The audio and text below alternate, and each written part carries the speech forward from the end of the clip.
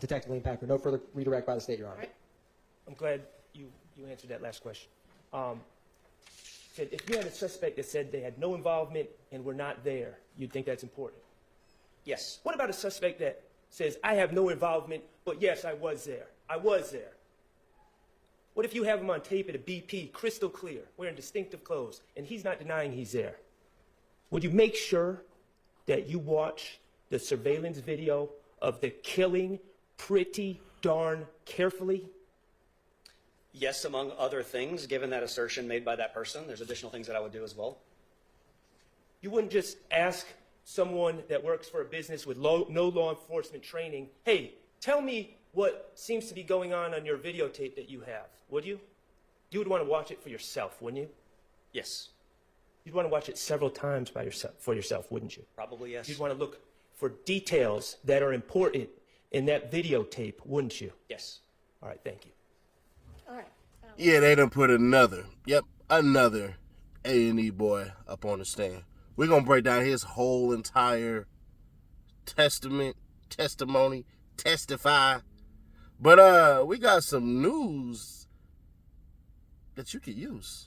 Check it out. Don't forget about those things because we're going to need that before we get to that evidence. I noticed that Mr. Arnold's not on this week's witness list. Do y'all not intend to call him? Okay. Hey, what you need? Yo, it's my big dog birthday. I got one thing to tell you, my brother. What it is? That's my man. Flip my wrist with all type of bands. My bands. I hear boss with all type of strands. Yeah, that's big bad merchant to you. Big bad merchant to you. Yeah. They ain't want to see Ashleigh in there.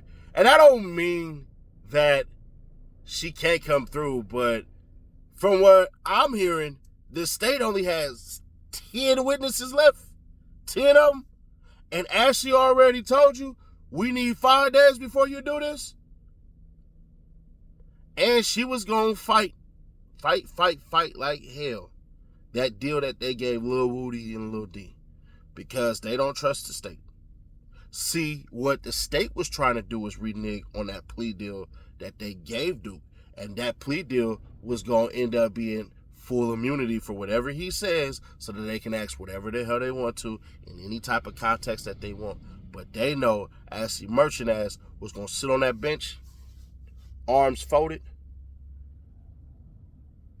probably with a toothpick in her mouth, and just waiting to blow this whole trial up, waiting for them to get a mistrial, just waiting. And I know she could have pulled it off because she is head honcho. She the head of the freaking lawyers in the lawyers coalition or whatever the hell.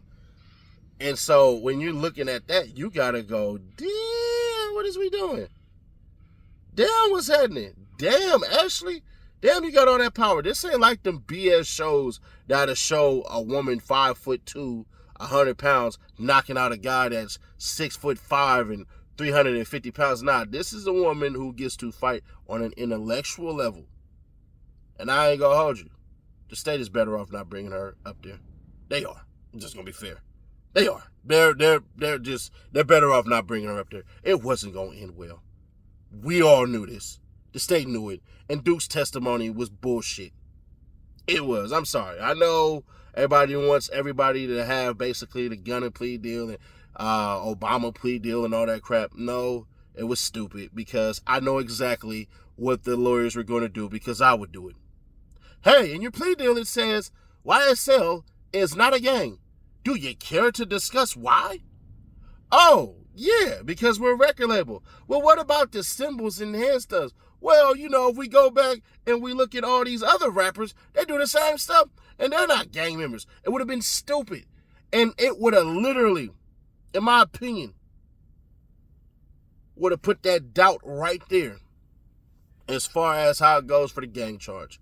I think the best thing they could have did was told Martinez Arnold, a.k.a. Duke, keep your black ass at home. Don't come around here. That's just my opinion.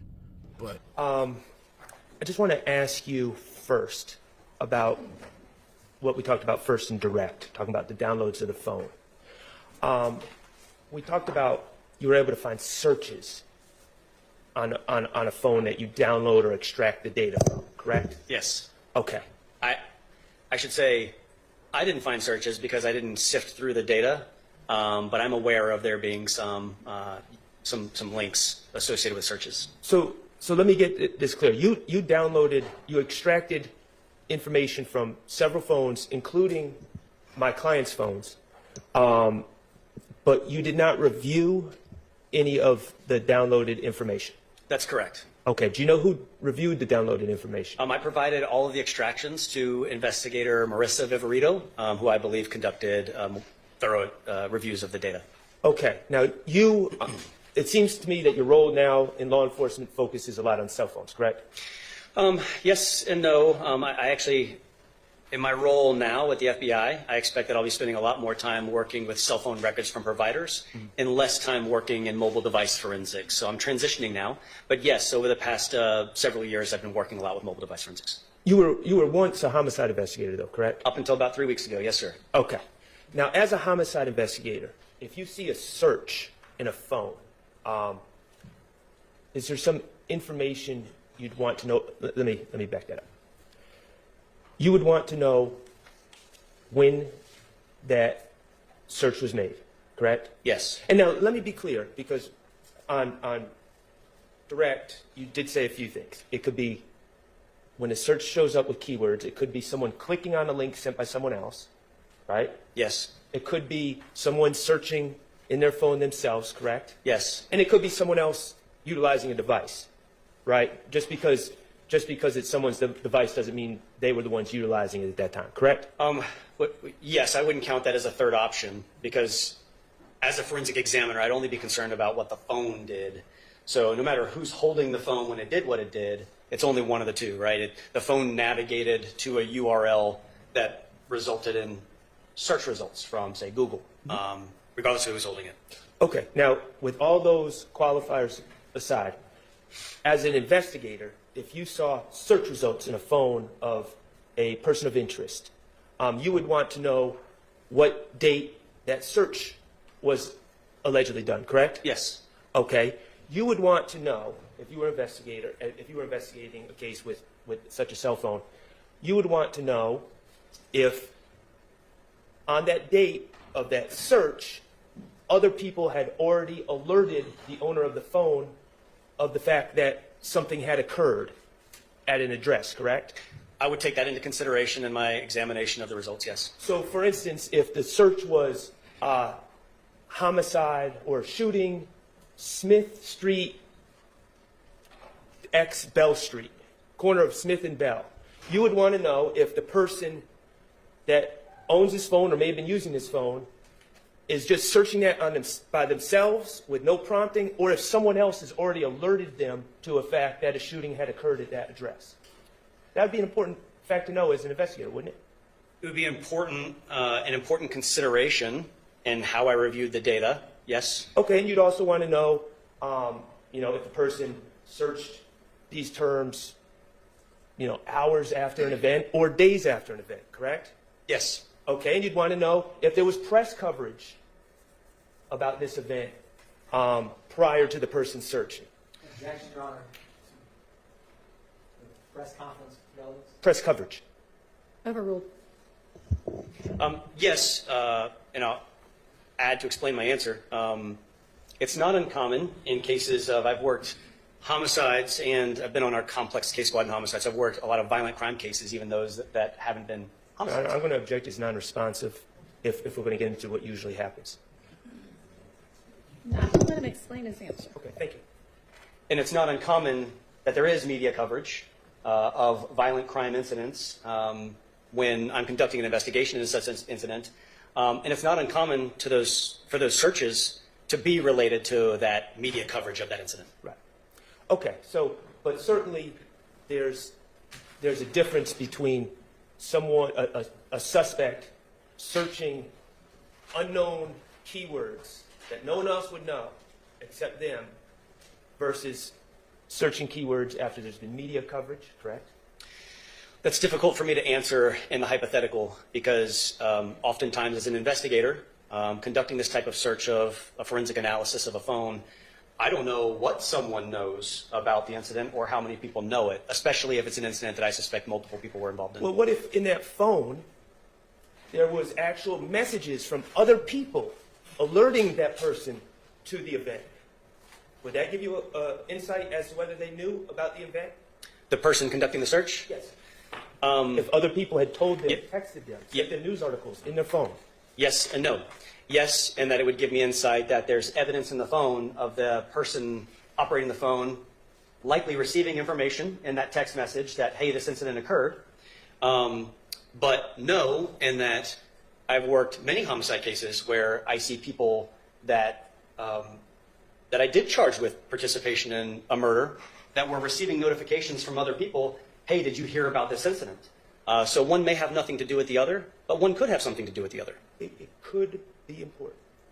I would take it into consideration, yes. That absolutely be a part of my consideration in examining the phone. As a homicide investigator, you would take it into consideration whether someone told the owner of the phone about specifics of that event before they typed in the keywords. Yes. Okay. And do you know what ATL Scoop is? Yes. Yeah, ATL Scoop gives updates or really quick news about events around Atlanta, correct? Yes, largely the reposting of individual Instagram users' coverage of events around Atlanta. It's a big reposting site typically. Did ATL Scoop, to your understanding and knowledge of this case, the Shamal Drinks shooting, did ATL Scoop have updates being sent throughout Atlanta within hours of the shooting? I don't know. Your Honor, it's assuming facts. Okay, well, he said he doesn't know. If you know. I don't know. I honestly know very little about this case other than I worked next to the detective that was the lead detective, Al Hogan. But I know very little about the circumstances of this Do you case. know if my client's girlfriend reached out to him within hours of the shooting just to check if he was okay and alerted him about the shooting? Objection, Your Honor. Lack of foundation, assuming facts out of the Sustained. Do you know if my client's grandmother did the same? same objection. Sustained. Okay, so you didn't review the phone, so you don't know any of these answers that could add context to any searches. From the phone or my knowledge of just being in the homicide unit next to the lead detective, no, I still don't know the answer. Okay, great. Now, let's turn the page to the search warrant on 2830 Waters Road. Okay, is that okay? The execution of the search warrant. Yes, sir. All right, awesome. Now that happened there was, to your understanding, there was a shooting in the morning hours, March 16th going into March 17th of 2022 at that address, correct? Yes. Again, I know very little about the other shooting as well. I just went to assist in the execution of the search warrant, so I don't know very many case details about the other shooting, but it is my understanding that, yes, there was another shooting that was just before this incident. And you observed holes in the house, you observed holes in vehicles that were parked in yard, et cetera, correct? Yes. All right. Do you know how many people were living at 2830 Waters Road at the time that you executed the search warrant? No. Do you know how many people frequent that address, were frequenting that address in March of 2022? No. Any evidence of that would have been on that video surveillance system that was no longer present when I executed the search warrant. Do you know of who the registered owner of that address is? No. Okay. Now, I wanted to just clarify a few things about your direct testimony. First of all, Ms. Knight or Mr. Atkins, could you kindly display 318 Victor Victor? Now, what time did you execute this search warrant? Like when we saw that video that you made at 2830, what time of the day was that? I don't recall, but I'll add that I often do, and I believe I may have in this case. When I start recording a video, I verbally say aloud the date and time that I began the recording of the video. And I know that the audio is not included in this published version of this video, but I'd have to refer to that to tell you the exact That's fine. Do you have an approximate time? I'm not going to hold you. Okay, it's fine. Sorry, I don't. Yeah. Light hours. Daylight, yes. Okay. All right. You are aware that on March 17th, around the same time that you were conducting the search warrant at 2830 Waters Road, my client was being arrested at Meadowlark Drive in a white Taurus, a white Audi with Maryland plates with tinted windows. You're aware of that? No. Okay. If I was back then, I don't have any recollection of it now because I wasn't involved in that investigation. All right. Well, I want to be very clear about a few things. 318, okay, we see a blue car, correct? You're talking about the vehicle that's here? Yes. Yes. Okay. Blue car. It is an Audi. Yes. Okay. And you found various things in the car, and we're going to get to that in a second. You are not suggesting that this is the white Audi with tinted windows that was rented to Shannon Stillwell, are you? I have no idea. I don't know anything about that. Okay. All right. This pink hat, see that pink hat? And I think there's a better picture somewhere in here, but we're talking, and you have it in front of you. Yes, it's right here. Okay, that pink hat that's in that envelope. You aware that Mr. Stillwell was arrested on the same day in the white Audi wearing a pink hat? No. Okay. This pink hat would not have been something that you took from the scene and then somehow met up with Shannon Stillwell and gave it to him to wear for when he would be arrested, is it? No. Okay, so this is a completely separate pink hat. Isn't that correct? I don't know when Mr. Stillwell was arrested or what the circumstances were, what time that was, if it was before or after the execution of this warrant. If I accept what you're telling me as fact, then sure, he was arrested before with a pink hat, but I don't know. I just know that this hat was recovered in this car on March 17th. I put it in this envelope, sealed it, and put my initials on it, and that's the last time I saw it before today. Okay. All right. Well, I think that answers the question. Now, in this car, you also found a gun, a very large gun. And that's what's in front of you on that table, correct? Yes, sir. And what Well, kind of gun? no, that's the gun that went back to the ATF. You're right. Thank you for Stolen that firearm. correction. And what type of gun was that? That was it was a Ruger AR 5.56. Okay. And that gun was found in this blue Audi, and it was also inside the blue Audi was a license in the name of Eric Moore. Yes. Correct? Okay. And Eric Moore, did you investigate further into who Eric Moore was? I believe I ran Eric Moore's driver's license at some point to identify who he was, but no, I didn't conduct any follow-up investigation into that aspect of the processing of this vehicle or its contents. Okay. Miss Knight, if you could put up 319, Victor, please. So that's the gun that was found in the blue Audi, correct? Yes. All right. Do you have any evidence that Mr. Stillwell's fingerprints are on that gun? I don't physically have any evidence of that. I believe the gun was taken by the crime scene technicians for additional processing. The results of that I'm unfamiliar with. Do you have any evidence that Mr. Stillwell's DNA is on that gun? Not me. No, I believe the guns were processed for additional evidence, but to what extent and what those results are, I don't know. I don't have that evidence. I don't want to speak on behalf of the police department to say that the police department or the Georgia Bureau of Investigation does or does not.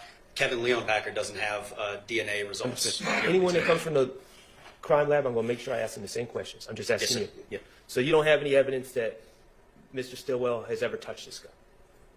No, I don't. No. Okay. All right. And let me ask you this. This gun, are you aware that Mr. Drinks, deceased Mr. Drinks, from the 3/14/2022 shooting, was shot with .40 caliber ammunition? I'm unfamiliar with that. Okay. Well, let me ask you this. Does this gun shoot .40 caliber ammunition? No. All right. Excellent. This is the second gun that you collected at 2830 Waters Road, correct? Yes. And that was in the mud. This gun was in the mud by a Jeep Liberty. Yes. Okay. Did again, I'm going to ask you any DNA or fingerprints that you're aware of that link to Shannon Stillwell? Not that I'm aware of. Okay. And how about that Jeep Liberty? Are you aware of any links that would link or connect Mr. Stillwell to that Jeep Liberty? Not that I'm aware of. Okay. So, and let me ask you about what type of gun is this? It's a 7.62, I believe. It's a Romarm Cougar 7.62. The model is M10-762B. It's an AK-47 type firearm with a drum magazine. And it shoots 7.62 caliber bullets? Yes. Okay. It does not shoot .40 caliber bullets, does it? Correct. All right. Excellent. drinks. Now, this gun was actually found in the house at 2830 Waters Road? Yes. Okay. And any DNA or fingerprints that you're aware of that link this gun to Shannon Stillwell? I have no knowledge of that. Okay. And what type of gun is this? This is a Taurus G3 9mm pistol. 9mm. Yes. Does this gun shoot .40 caliber bullets? No. Were you involved in the search warrant of 855 Allison Way, No. the residence of Jeffrey Williams? No. Okay, fair enough. All right. Couple more questions. A 5.7 by 28, an FN gun, a 5.7. Would that shoot .40 caliber bullets? I would not expect it to, no. Okay. I'm not a firearms expert or a ballistics expert. Right. But no, I would not expect, especially given those cartridge cases, the 5.7 cartridge cases that we recovered, or the one cartridge case I recovered, it was an elongated cartridge case versus a .40 caliber is much shorter. And an FNX 45, FNX 45, would that shoot .40 caliber bullets? I don't know what an FNX 45 is. Okay. Let me just ask you this, would a 45 caliber handgun shoot .40 caliber bullets? I would not expect it to. Okay. I suppose under like a perfect set of circumstances, you might be able to put a .40 caliber cartridge in a .45 caliber firearm, and it may, under the right set of circumstances, the firing pin might strike it in the right place, but I wouldn't suggest it, nor would I overtly expect it to fire that round. At least not correctly. Not correctly. I think it's a bad idea to try. Yeah. Okay. Is it fair to say that you don't have any information about any guns ballistically matching the shooting of Chamel drinks? If I ever came across any information about any ballistic matches or NIBIN correlations, I listed some in my report that I wrote following this incident. Whether or not those matched that shooting, I don't recall. Okay. And I did not conduct any follow-up investigation into any correlations that were made from anything found at Waters Road or elsewhere. How about any of these guns matching the January 10, 2015 homicide of Donovan Thomas? I'm not aware of any, if there were any NIBIN correlations to that incident, I'm unaware of them, and I did not conduct that investigation into the murder of Donovan Thomas. Okay. One last thing. As part of your involvement in this case, did you ever get a chance to review, I know that we looked at photos from Windsor Street, did you ever get a chance to review the surveillance video from the FedEx on Windsor Street? I don't want to misspeak and say that I never saw it because I know, again, Al Hogan sat 2 seats in front of me. It's possible at one point I saw it on his screen, but I have no recollection of ever seeing that video. Okay. Did you ever speak to any FedEx employees and ask them to just describe what they saw on the video? Okay. All right, thank you. I have no further questions. Okay, thank you. Any questions? All right, any redirect? Brief redirect on. All right. Next, Lee Packer. How many murders have you worked in your experience with Atlanta Police Department Homicide Unit? I've worked on hundreds of homicides in my tenure with APD Homicide. How often would you find the homicide suspects the murder weapon used in the murder? Overruled. It was more common to not find the firearm used in the offense. I have recovered weapons used in homicides, but I'd say it's far less common. And do you know why that is? Sustained. Detective Lee Packer, on cross, you asked a lot of questions about searching of a location in a phone. Do you recall that? Searching a location of a phone? A suspect searching a specific location in their cell phone. Yes. And you were also asked questions about if they were notified or hypothetically what someone knew. Do you remember that? Yes. If you had information that a possible homicide suspect was either at or within minutes at the scene and searched that location, how would you take that piece of information? Sustained. On cross-examination, do you remember Mr. Shard asking you about 8 to 10 questions about searching a location of an incident Yes. and how that would impact your investigation? Yes. With those line of questionings that you remember, how would it impact your calculus if the person that searched the location was on the scene when the murder happened? I would perceive that as being intelligence gathering to determine what the police knew about the incident through media reporting. And if I obviously knew who my suspect was because I'm searching his or her phone, then I would incorporate that into a series of questions that I might ask that individual given the opportunity to interview them about their search of these items. It's not uncommon in my experience for people that have been determined to be involved in an incident to say that they had no involvement and they weren't there, and that they had little if no knowledge about the incident at all. So whether I confront them with the knowledge of knowing they searched about the incident and probably other evidence that suggests that they may have been at the scene, and the duration of time that passed between the incident occurring and when the search occurred would all be things that I'd want to talk to that individual about. One brief moment, Your Honor.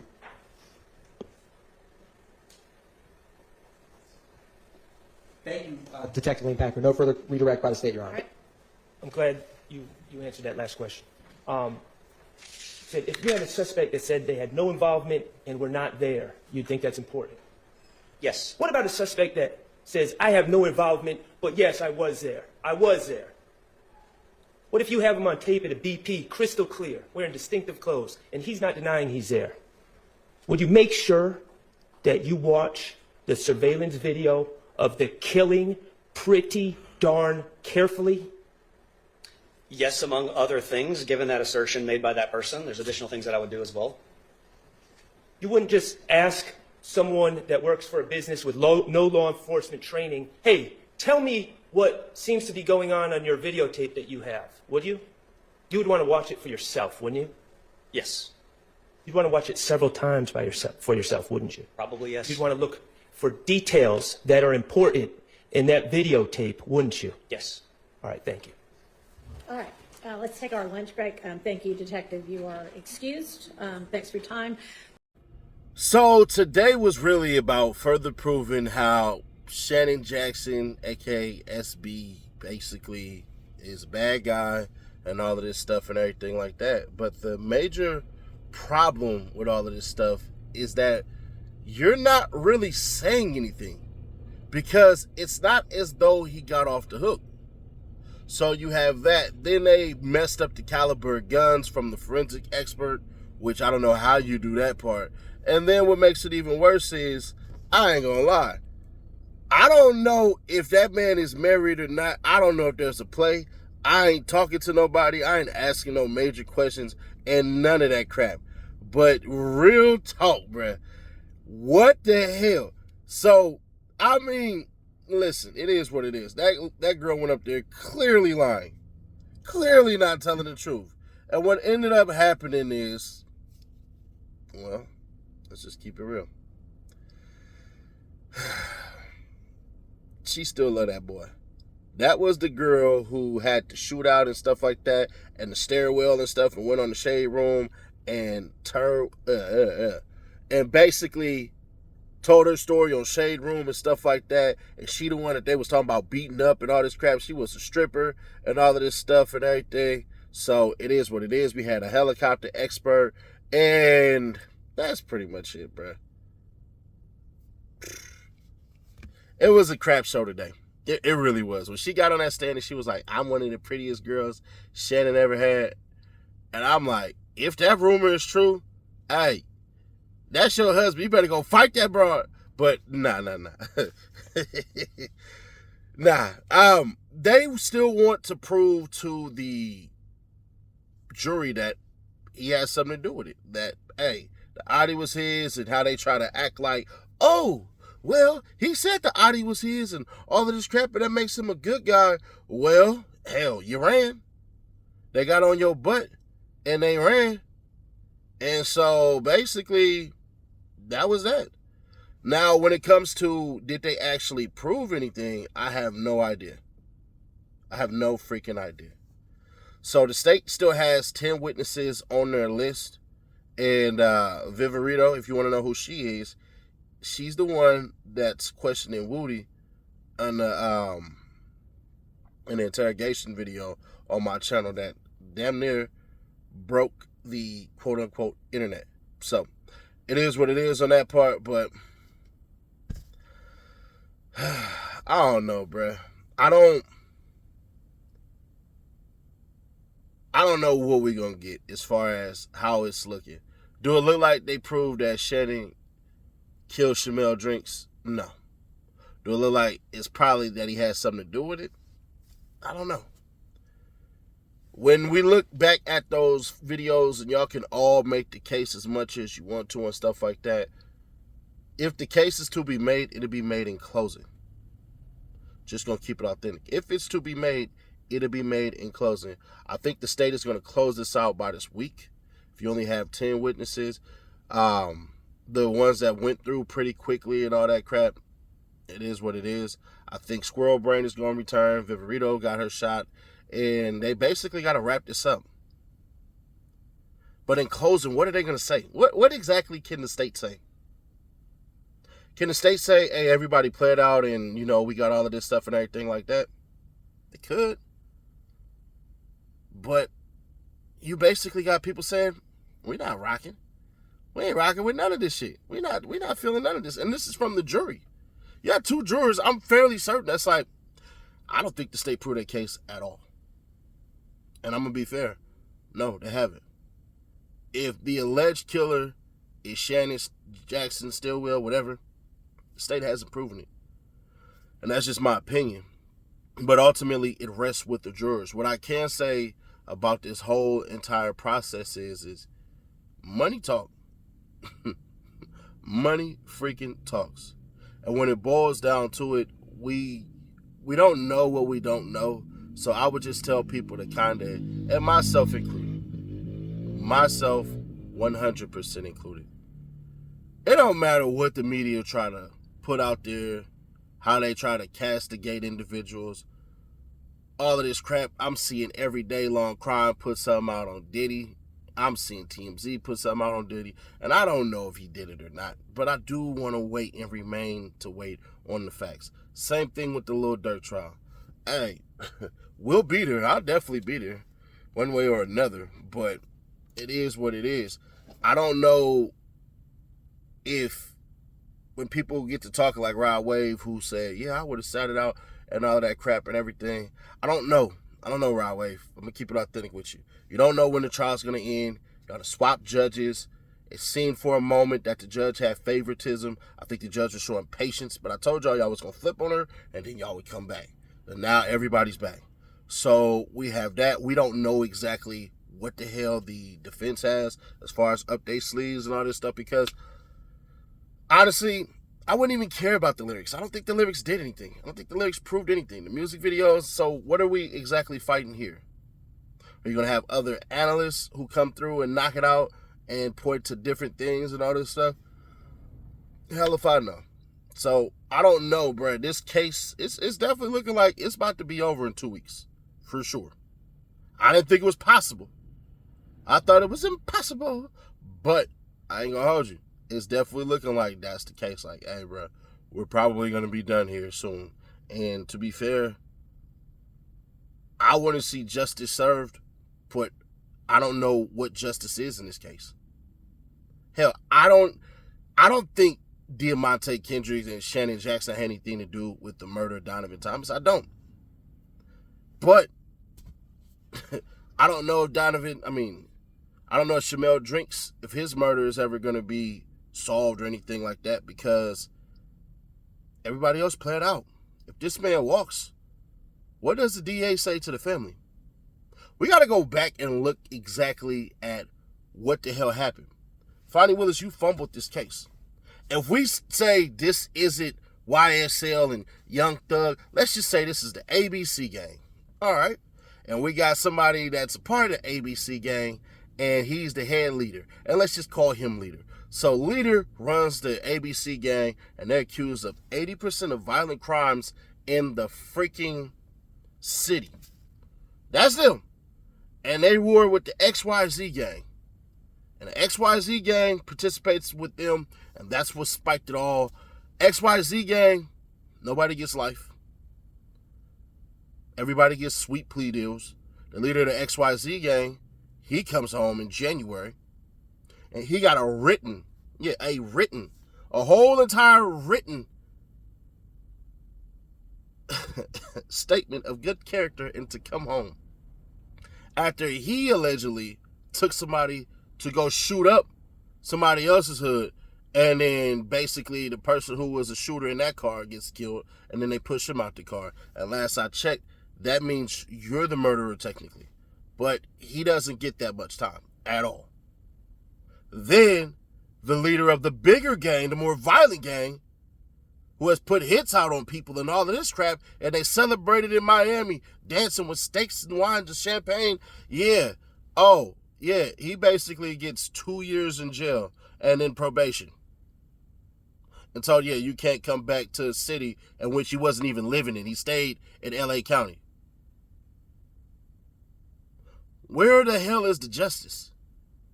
Eventually, if we separate ourselves from this and we look at the quote-unquote community that they were harming, they're no safer today than they were 2 years ago.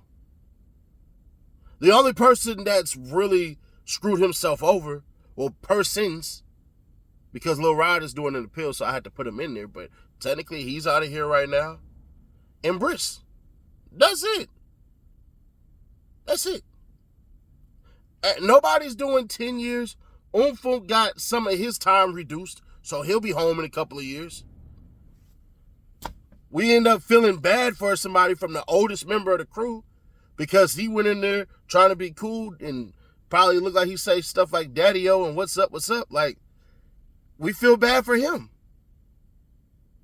This isn't how justice is supposed to look on any scale. I hope people know this. We are supposed to technically dislike YSL, dislike Young Thug, dislike all the members of YSL for the violence and vengeance that they basically played out in the streets of Atlanta, in the county of Fulton. And what we're sat here doing today is questioning the whole entire DA's office as though they're not out there actually prosecuting real crimes and taking real people off the street. And we question that now. So now we don't look at Fulton County anymore as justice, but injustice with a bullet and a badge and a license to kill and a license to jail.